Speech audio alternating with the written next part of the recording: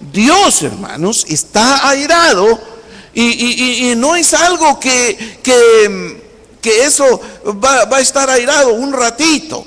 Está airado, dice la Biblia, todos los días contra el impío. Él está airado contra el impío.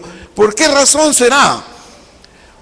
Porque el impío, como su misma palabra lo dice, es una persona que no tiene piedad, es una persona perversa, es una persona mala, que solamente está pensando lo malo, que está ocupándose cada día en ver qué maldad puede hacer. Esa actitud, hermanos, Dios la condena. Y por esa razón, Dios, hermanos, está airado. Y eso significa que Dios un día puede Él dejar a cualquier persona y dejar su misericordia y castigarle. Esto, hermanos, es como que la paciencia de Dios se agota. Pero ahora su malestar es algo que allí está permanente. ¿Por qué? Porque está mirando que estas personas, porque las acciones que hacen son perversas, son malas. En el Evangelio, según San Juan, si ya lo tiene, léalo, 3:36. Y si lo sabe también.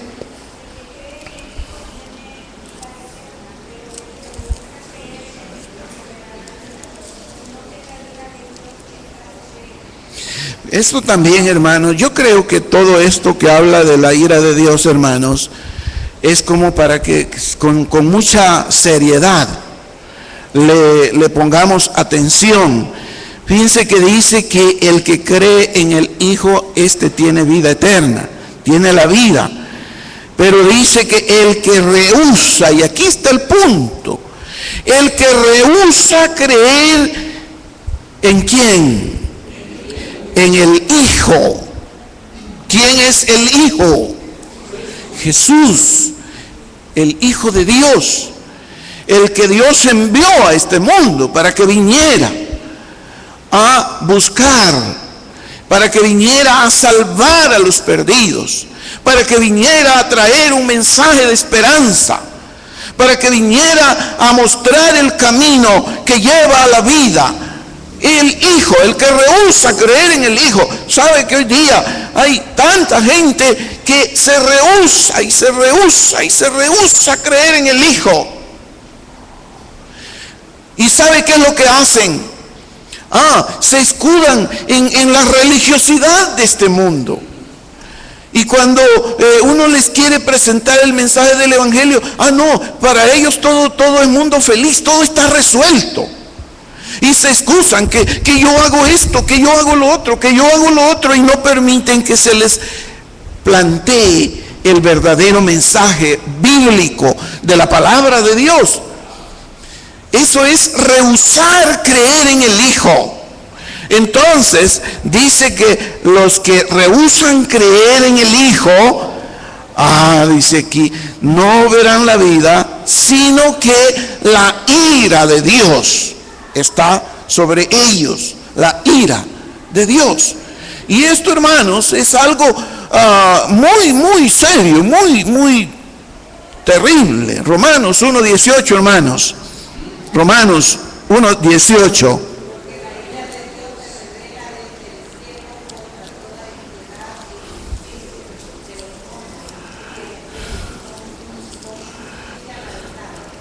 Amén. Fíjense, hermanos, que este versículo yo les voy a contar siempre desde que yo lo conocí y lo leí hace ya muchos años.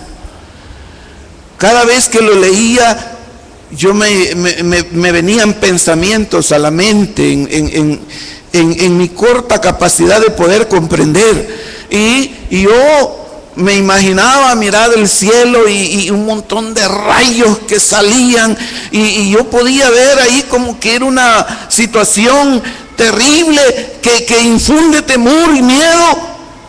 Cuando yo digo la ira de Dios, la ira de Dios, dice la palabra, dice que se revela desde el cielo contra toda impiedad e injusticia de los hombres.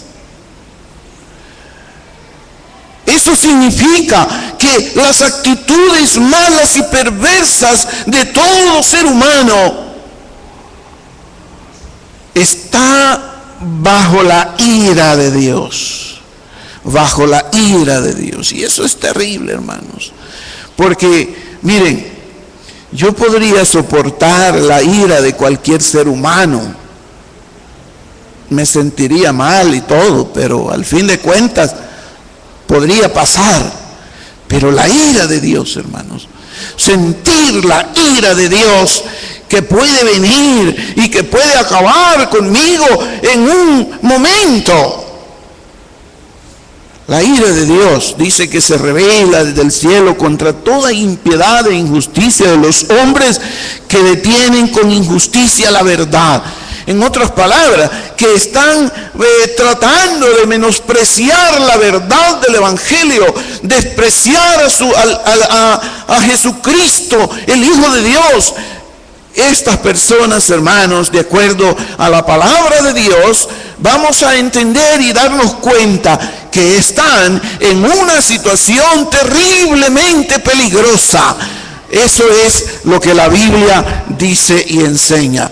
Entonces, aquí tenemos, hermanos, que la ira es una antigua palabra que se define, y eso también lo hablábamos, como una rabia e indignación profunda.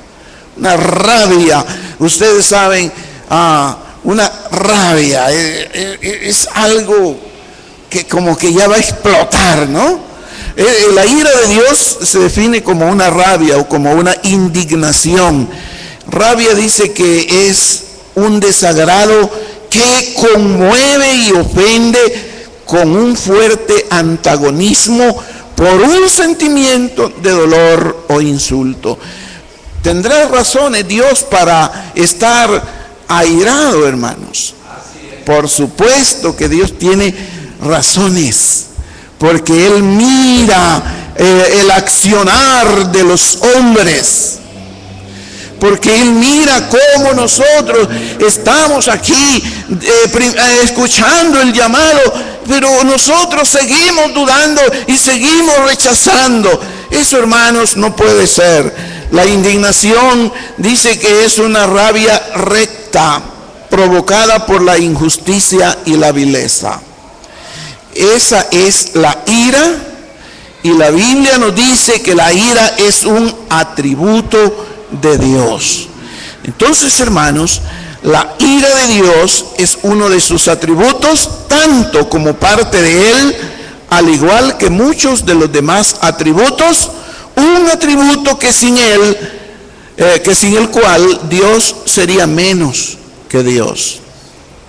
Bien, la ira de Dios, hermanos, es una de las perfecciones divinas.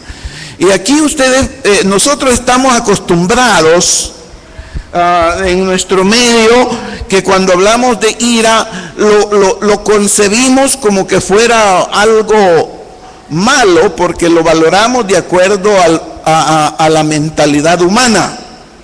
Y cuando nos referimos no, es que ese hermano es muy enojado, y lo vemos como un defecto. Quiero decirles, hermanos, que en el humano la ira es una debilidad o un defecto. Pero en Dios la ira no es una debilidad, ni tampoco un defecto. En Dios la ira es un atributo. Y es una cualidad importante que denota también su carácter. Debemos entonces interpretar y entender que en Dios la ira no es mala, es buena, porque hace lo correcto y lo justo. Eso es la ira de Dios. Entonces dice aquí que la ira de Dios es una de las perfecciones divinas, tanto como su fidelidad, porque poder o misericordia, y luego dice que debe ser así, pues en el carácter de Dios no existe mancha alguna, no existe ni la más mínima imperfección, y la habrá si la ira estuviera ausente de él. Entonces vamos a hablar un poco de la ira en el Antiguo Testamento. Dice que el Antiguo Testamento no solo habla de la ira de Dios como uno de sus atributos, también habla de la ira de Dios como parte de su gloria. Hoy no vamos a leer todos los pasajes largos, pero se los voy a tratar de resumir. Veamos primero Éxodo 33, 18.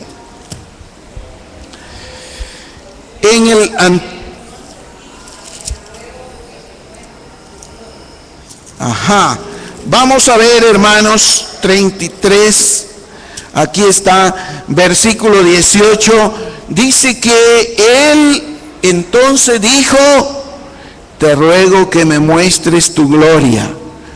Y le respondió: yo haré pasar todo mi bien delante de tu rostro, y proclamaré el nombre de Jehová delante de ti, y tendré misericordia del que tendré misericordia, y seré clemente para con el que seré clemente. Dijo más: no podrás ver mi rostro, porque no me verá hombre y vivirá. Y dijo aún Jehová: he aquí un lugar junto a mí, y tú estarás sobre la peña, y cuando pase mi gloria, yo te pondré en una hendidura de la peña, y te cubriré con mi mano hasta que haya pasado. Después apartaré mi mano, y verás mis espaldas, mas no se verá mi rostro. Fíjense que Dios, hermanos, en este pasaje está en una conversación, y está dirigiéndose a su siervo Moisés. Y luego que él está dirigiéndose a su siervo Moisés, él está, y nosotros podemos ver como algo raro, y ¿por qué será que Dios le está hablando de esta manera? Porque él está diciendo de que no lo va a poder observar, no lo va a poder ver, porque él está diciendo que va a caer en una peña, pero que va a caer en un hueco y que Dios lo va a proteger. Bueno, todo esto, hermanos, es porque iba a haber como un acto especial en ese momento. Y ese acto especial consistía en que iba a reafirmarse el pacto entre Dios y los hombres.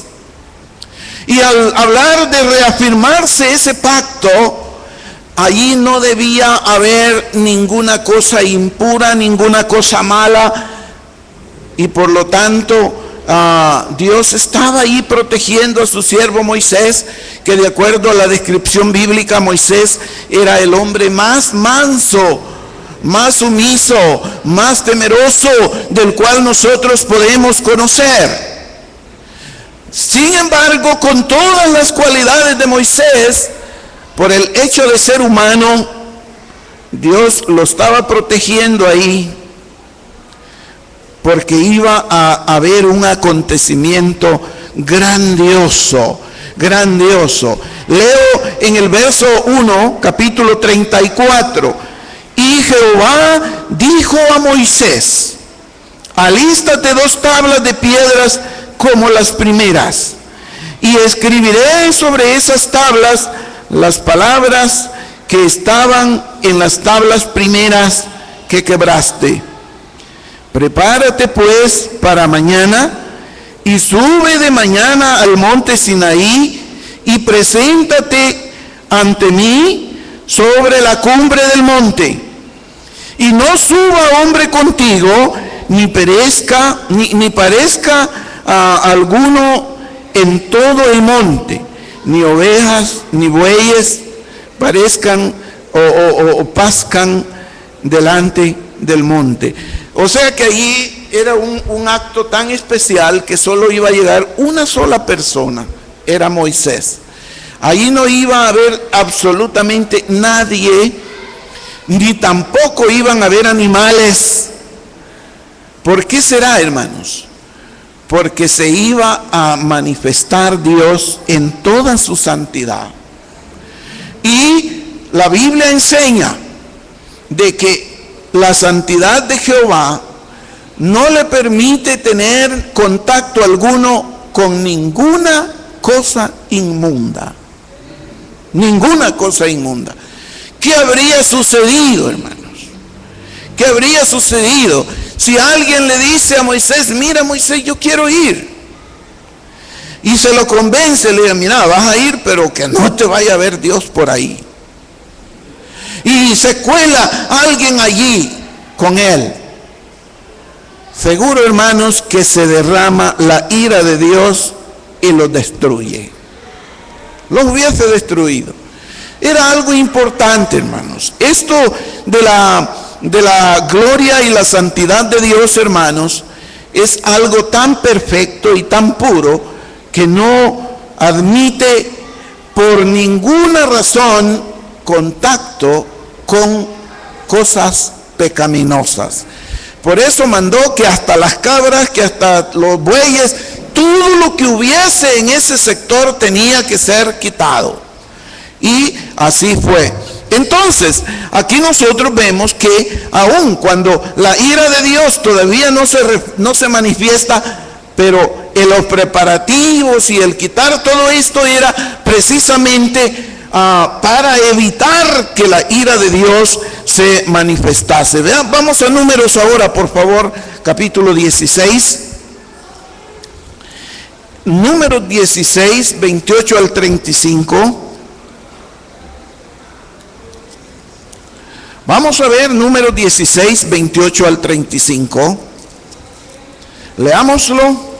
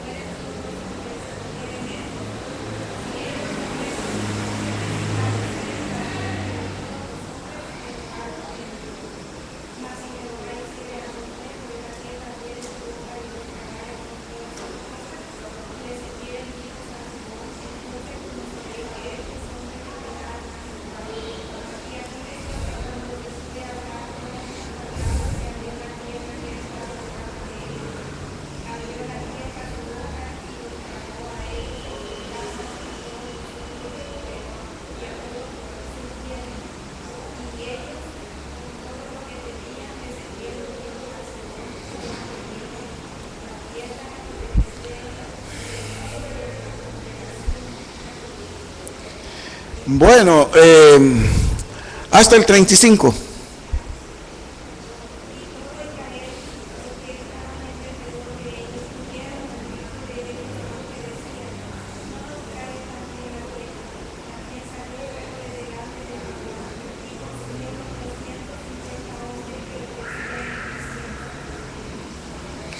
Bueno, fíjense que de esto hablábamos la última ocasión. No vamos a entrar en mucho detalle, solo quiero recordarles, hermanos, que aquí es una demostración. En el pasaje anterior que veíamos en Éxodo era como una advertencia: miren, no vayan a hacer esto, sino que así tiene que hacerse ese momento. Ahora estamos viendo algo en donde la intervención de la ira de Dios se manifiesta. Esta es una situación diferente. El caso de estos hombres de Coré y sus amigos, ellos habían cometido una grave falta, una grave ofensa a Dios, y Dios tuvo que intervenir y tuvo que castigar ese pecado.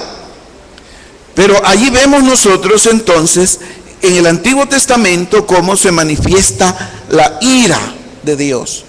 Estos hombres fueron tragados, literalmente tragados por la tierra. Fueron tragados. Ustedes me van a decir, esto es un poco raro. Miren, hermanos, para nosotros puede ser raro. Pero hace poco alguien me comentaba que cuando se dio el terremoto allá en Jucuapa, allá a principios de los 50, dice que la tierra se abría grietas enormes, y algunas personas cayeron en esas huecas, en esas grietas, y había una mujer que cayó, pero tuvo ella, diría yo, la dicha o la bendición de que hubo personas que estaban y la pudieron agarrar y la sacaron antes de que cerrara. Ahora, si eso ocurre, hermanos, ¿cómo no podrá darse que venga Dios y haga que la tierra se abra y se los tragara vivos? Eso fue un juicio ejemplarizante lo que allí ocurrió. ¿Por qué fue eso? Porque Coré y todo su grupo de personas habían ofendido gravemente a Dios. Por eso. Entonces ahí se da esa manifestación terrible. Veamos Isaías 13. Isaías capítulo 13 y versículos 6 a 16.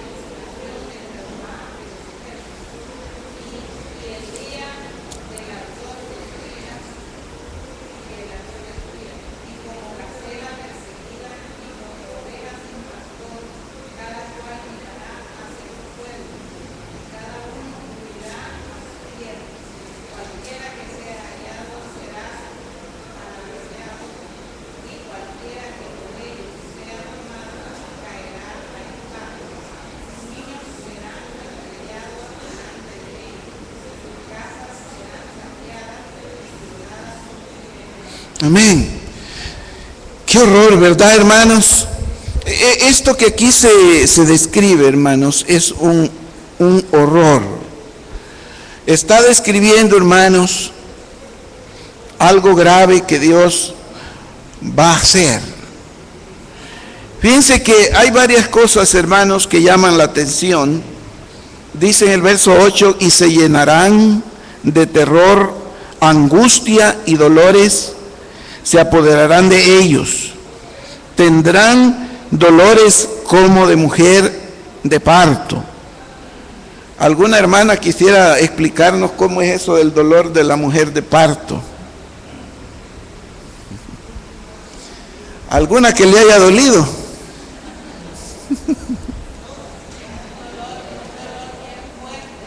Ajá. Ah.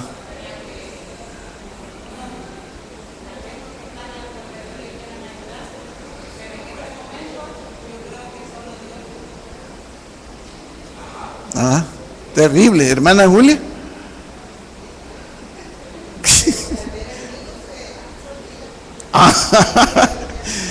Ah, de veras. Y hermana Silvia, a usted no le vale, ¿va? Qué bien. Bueno, hermanos, lo que pasa es que la hermana Julita dijo la clave. Ya se les olvidó. Ya se les olvidó. Bueno, fíjense que aquí es un ejemplo, como una comparación que pone para describir lo terrible del dolor.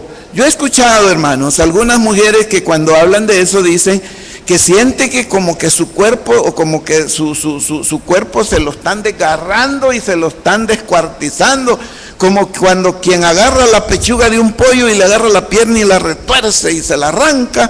Ah, qué terrible podrá ser, ¿verdad? Como que los huesos todos se los están arrancando. Entonces, aquí habla, hermanos, de que habrá un dolor terrible, hermanos, y la ira de Dios se va a manifestar. Y dice que se asombrará cada cual al mirar a su compañero, sus rostros de llama. O sea que van a estar en una condición tan terrible. Verso 9 dice que aquí el día de Jehová viene terrible y de indignación, de ardor de ira, para convertir la tierra en soledad y traer de ella a sus pecadores. Por lo cual las estrellas de los cielos y sus luceros no darán su luz, y el sol se oscurecerá al nacer, y la luna no dará su resplandor. Fíjense que yo decía, ¿cómo será posible? ¿Será que se van a apagar las estrellas? Como figurativamente, como que es una lámpara que está encendida y luego se le acabaron las pilas. No, ¿cómo se va a oscurecer el sol y las estrellas y la luna? Hermanos, con el sacudión que va a tener la tierra, que va a salir tanto polvo para arriba, que van a salir gases, que todo se va a nublar. Y al estar todo nublado, se va a quedar totalmente oscuro acá. No es nada difícil entender esto, pero es producto de cuando la ira de Dios se derrama y se manifiesta. Hay otro aspecto, hermanos, que me quisiera referir. Dice en el verso 11: y castigaré al mundo por su maldad. Oigan bien, castigaré al mundo por su maldad. Y dice que a los impíos por su iniquidad, y haré que cese la arrogancia de los soberbios, y abatiré la altivez de los fuertes. Piensen, hermanos, en alguien que sea soberbio. Ustedes ya pensaron en una persona soberbia, arrogante. Dice de la palabra de que cuando eso ocurra, se van a olvidar de la arrogancia. Los soberbios. Ya ahí no va a haber tiempo. Ahora aquí algunos salen allí con bravuconadas y cosas así, y como queriendo humillar a los que están alrededor. No, hermanos, pero cuando Dios venga, ay Dios, ahí todas las cosas van a cambiar, hermanos. Van a salir huyendo como perros temerosos a meterse debajo de donde no haya lugar. Entonces, hermanos, dice que los arrogantes, hermanos, ahí se acaba, hermanos, y se va a abatir la altivez de los fuertes. Ahí se acabó, hermanos, toda vanidad y toda altivez. Eso es lo que está hablando del Nuevo Testamento. Pero vean esto, Dice que la ira de Dios, hermanos, es provocada cuando los hombres se rebelan en contra de su palabra. Y esto sí debemos tenerlo muy claro. La ira de Dios, hermanos, es provocada cuando los hombres se rebelan en contra de su palabra.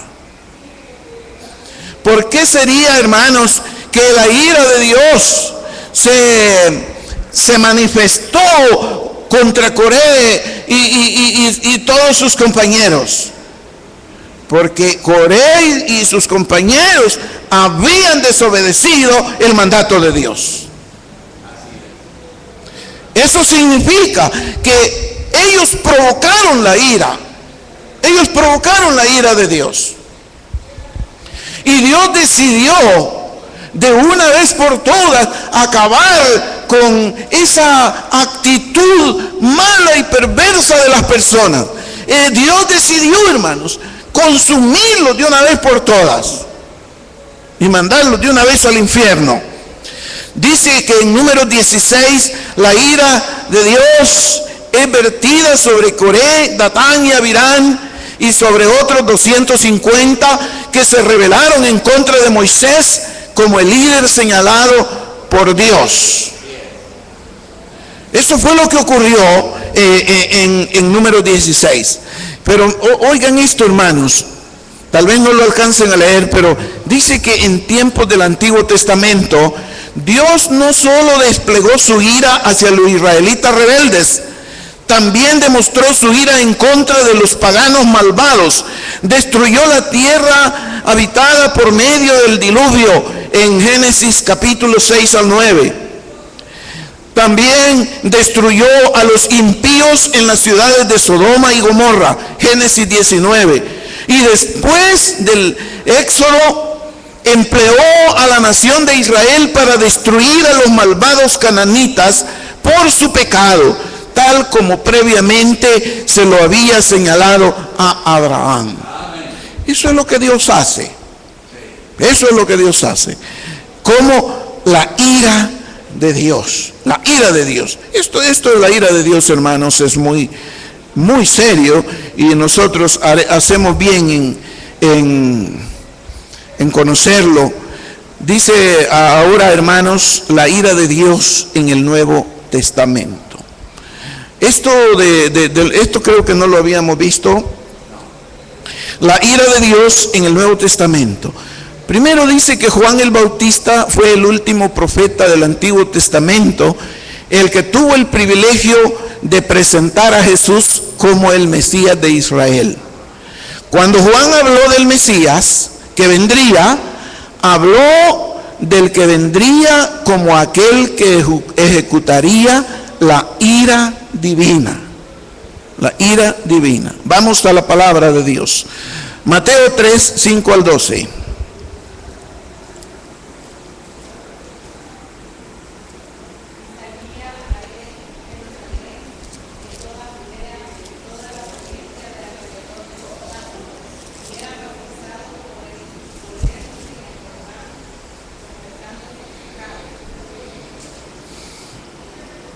Hasta el 12.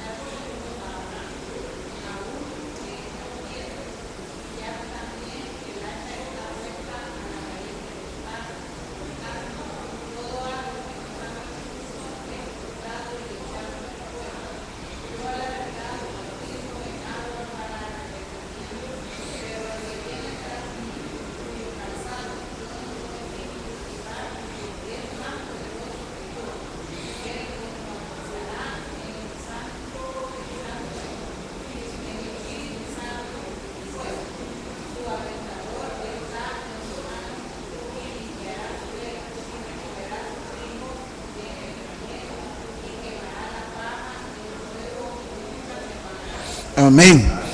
Miren, esta descripción es terrible, hermanos. Y aquí aparece que el mensaje de Juan el Bautista era un mensaje fuerte, hermanos. Dentro de las cosas que aquí sobresalen, hermanos, él está diciendo a esa gente, generación, ¿de qué les dijo? Generación de víboras. ¿Quién os enseñó a huir de la ira venidera? Hacer pues frutos dignos de arrepentimiento. Este mensaje de Juan el Bautista era un mensaje muy, pero muy fuerte, hermanos. Y él no tenía temor, hermanos, de decirle a toda la gente, decirle, ustedes son una generación de víboras. Pero esto, hermanos, era para demostrar y dar a conocer lo que es la ira de Dios. Estaba dando a conocer lo que es la ira de Dios. Y así, más adelante, continúa hablando acerca de miren, ustedes no van a pensar de que van a decir, no, como yo soy hijo de Abraham, a mí no me va a pasar nada. ¿Cuál? Dios, hermanos, les digo, Dios puede acabar con ustedes, Dios puede destruirlos y Él puede, aún de estas piedras puede levantarles hijos a Abraham. Pero era un poderoso llamado de atención a la maldad y al pecado de aquellas personas. También aquí mismo en Mateo, ahora 23, 28, 28 y 28 al 39, Mateo 23, 28.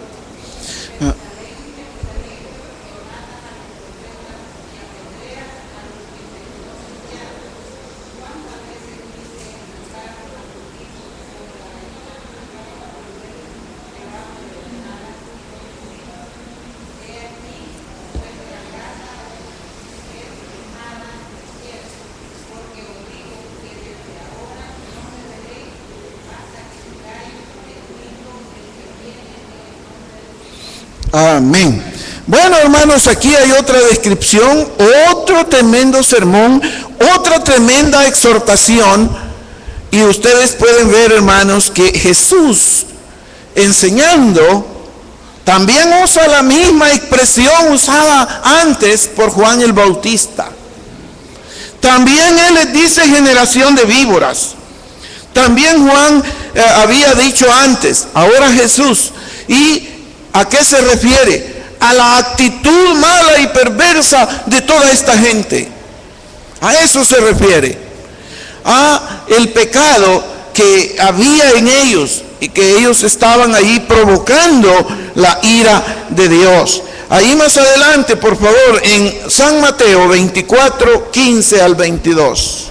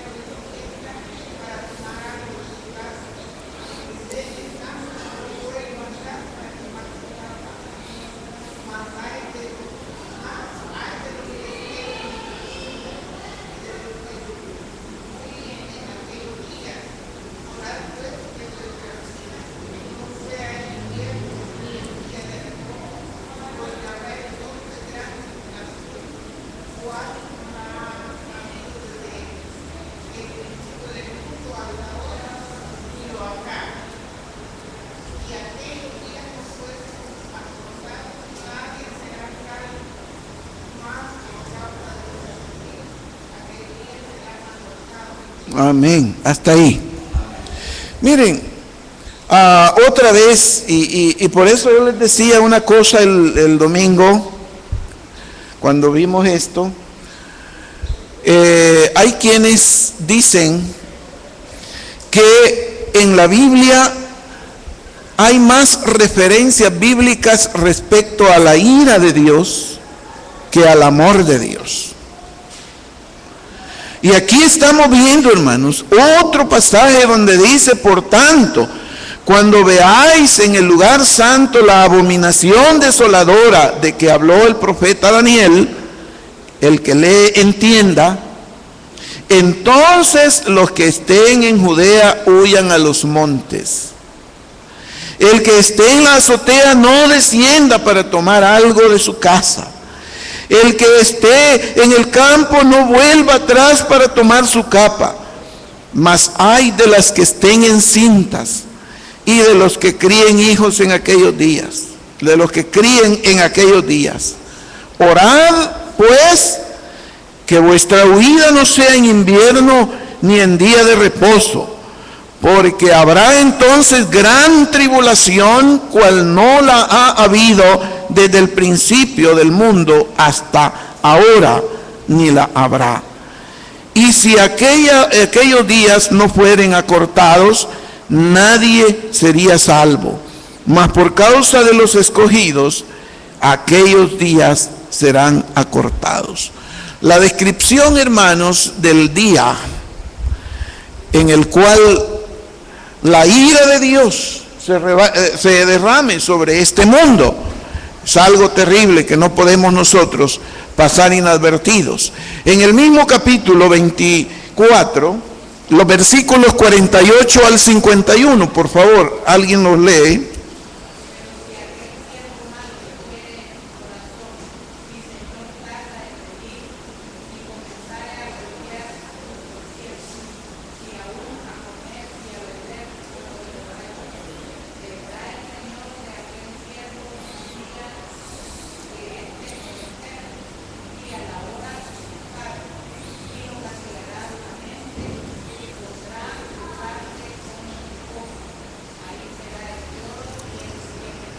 Amén. Allí será el lloro y el crujir de dientes. Rápidamente, hermanos, para concluir esta lección, veamos Lucas 21, 20 al 28,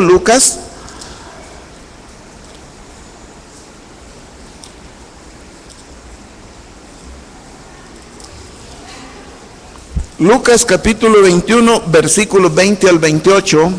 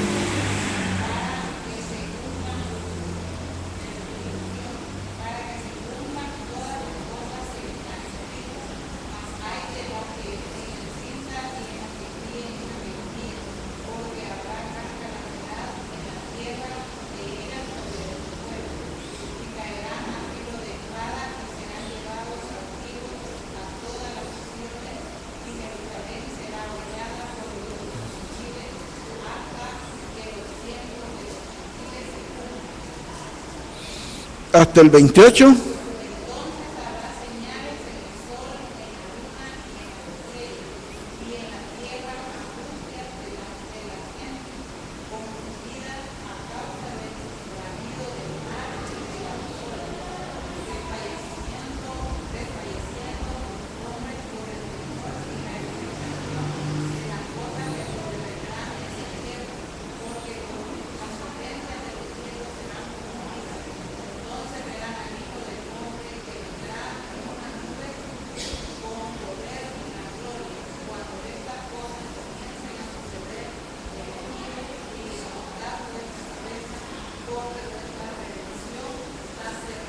Amén. Porque, ¿qué dice ahí? ¿Qué es lo que está cerca? Vuestra redención. Miren, después de una exhortación tan terrible, tan grave, se hace como una invitación. Miren, vuestra redención está cerca. Cuando las cosas comiencen a suceder, esto, hermanos, es un llamado para cada uno de nosotros, a estar atentos a los acontecimientos que pasan en el mundo.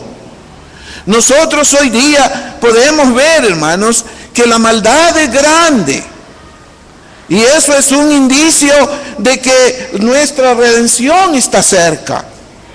Nosotros podemos darnos cuenta cómo los hombres malos cada día se vuelven más malos, más perversos, más terribles, están más metidos en su maldad.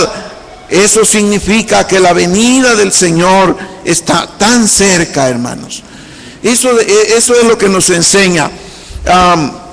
Veamos Juan 3:36, ya lo leímos. Veamos Apocalipsis 6:12 al 17.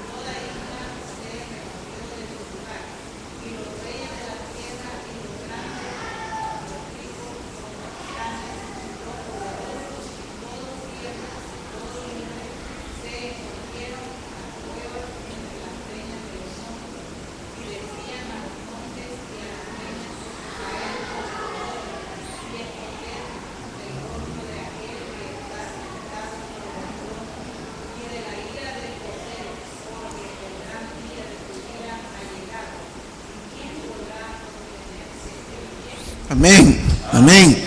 ¿Quién podrá sostenerse en pie? Bueno, esto, hermanos, significa que la ira de Dios debiera hacernos sentir incómodos frente al pecado. Todo eso que hemos aprendido, que quiero decirles, hermanos, es una pequeña muestra de lo que la palabra de Dios habla. La ira de Dios debería, hermanos, hacernos sentir incómodos frente al pecado. Además, nunca debiéramos olvidar que nuestro pecado tuvo como resultado el sufrimiento y la agonía de nuestro Señor, en quien Dios derramó su ira. Pensar livianamente sobre el pecado es considerar livianamente el sufrimiento de Cristo. Pecar voluntariamente es llegar peligrosamente cerca de crucificar nuevamente al Hijo de Dios. Todo esto es terrible, hermanos. ¿Qué dice Hebreos 6:6, hermanos? Hebreos 6:6.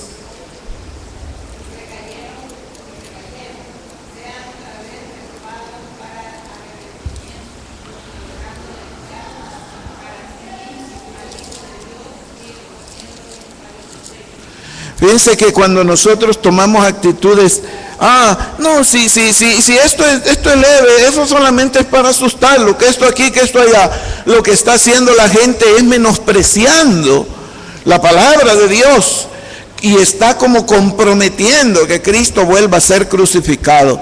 Quiero decirles, hermanos, que la Biblia nos dice que Él murió una sola vez para siempre por los pecadores. Eso significa, Cristo ya no va a volver a morir.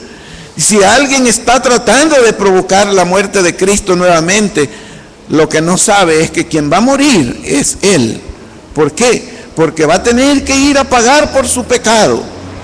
Todos los que rechazan y menosprecian el mensaje de Dios, lo que están haciendo es tratando de provocar que Cristo muera de nuevo. Ellos son los que van a morir. Dice que la ira de Dios es un recordatorio de su santidad y una medida del odio que siente Dios por el pecado. La ira de Dios es vertida sobre los impíos que la provocan. La inmensidad de la ira de Dios hacia el pecado es un índice de su santo odio por el pecado. Nosotros también deberíamos sentir lo mismo. Entonces, hermanos, es importante que cada uno de nosotros considere y medite con toda seriedad en la ira de Dios como un atributo. La ira de Dios, hermanos, es como el arma de Dios con el cual va a castigar. Es como el azote que Dios tiene en su mano para castigar a todos aquellos que se rebelen contra su palabra, para castigar a todos aquellos que le provocan, rechazando su santo evangelio. Es el azote que se cierne y que está encima de todos aquellos que ahora se atreven a despreciar al Hijo de Dios. Por esa razón, hermanos, al hablar de la ira de Dios, nosotros debemos tener ahora un concepto más de cómo es Dios y cómo nosotros debemos adorarle. Amén. Pónganse de pie, por favor, hermanos, vamos a orar. Amoroso Dios, te damos gracias porque nuevamente tu pueblo reunido hemos ocupado un buen tiempo para estudiar tu palabra. Gracias, Señor, porque nos has enseñado acerca de tu ira, de la ira santa, de ese odio por el pecado. Señor amado, es importante y es necesario que cada uno de nosotros conozcamos ese aspecto de tu deidad. Dios bendito, te ruego que tú nos des a todos entendimiento para poder comprender estas cosas, que tu Espíritu Santo nos ayude para que podamos nosotros discernirlas, y no solo ello, sino para que nuestros corazones se conmuevan, nuestros corazones se quebranten, para que cada uno de nosotros caiga postrado ante ti en humillación al conocer las cosas serias y verdaderas de tu ira. Oramos en el nombre glorioso de Jesús, nuestro amado Salvador. Amén. Siéntense, hermanos, Dios les bendiga.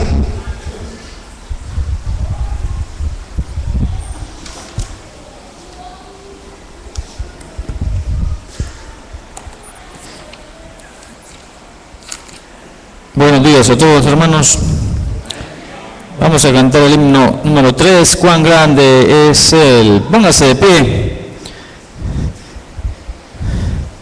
Cuando haya localizado el himno, hermanos. 3, cuán grande es Él.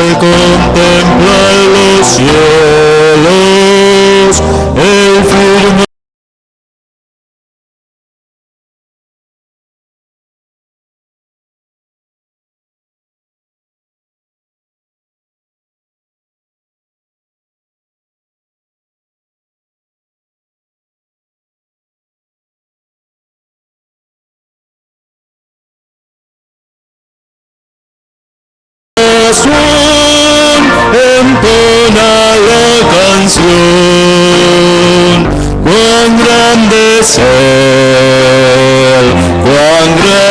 ser. Mi corazón entona la canción.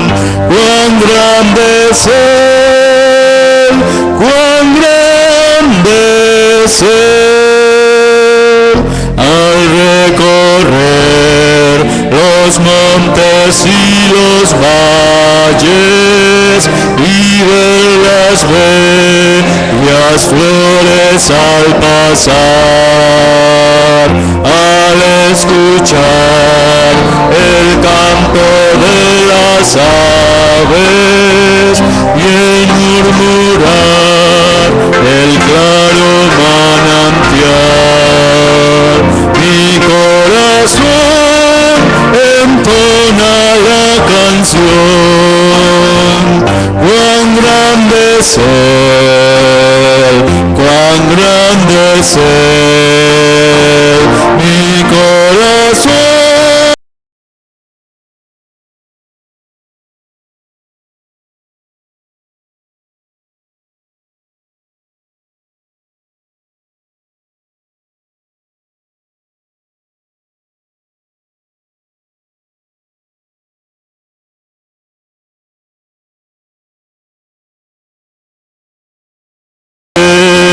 Al Salvador envió, aquel Jesús que por salvarme vino y en una cruz sufrió por mí, murió. Mi corazón entona la canción. Cuán grande es Él, cuán grande es Él, mi corazón entona la canción. Cuán grande es Él, cuán grande es Él.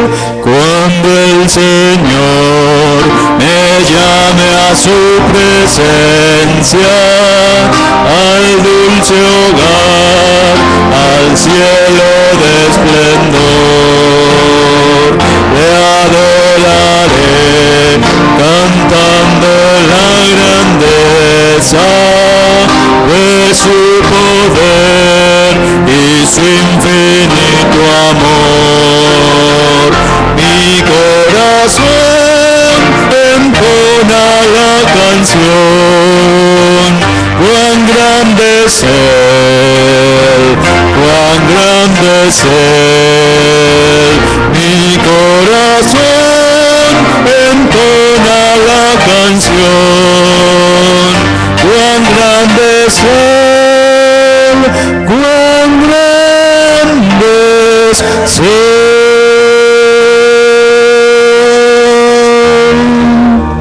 Amén.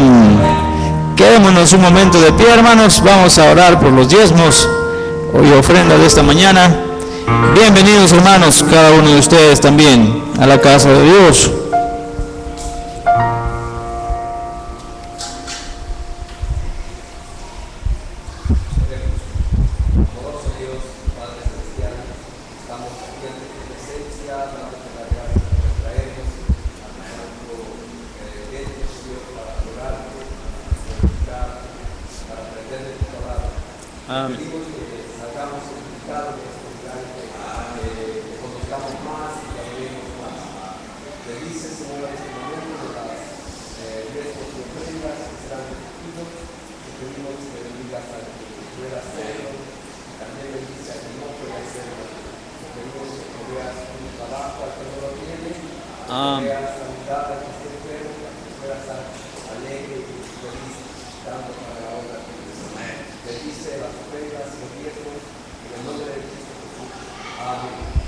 Amén. Pueden sentarse. Cantamos, hermanos, el coro de la segunda carta a los Corintios 9:6.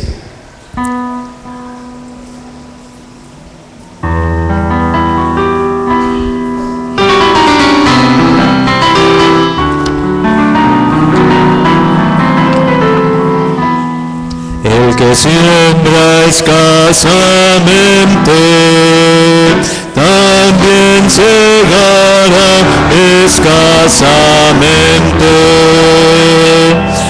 siembra generosamente, generosamente segará. Cada uno ve como propuso en su corazón.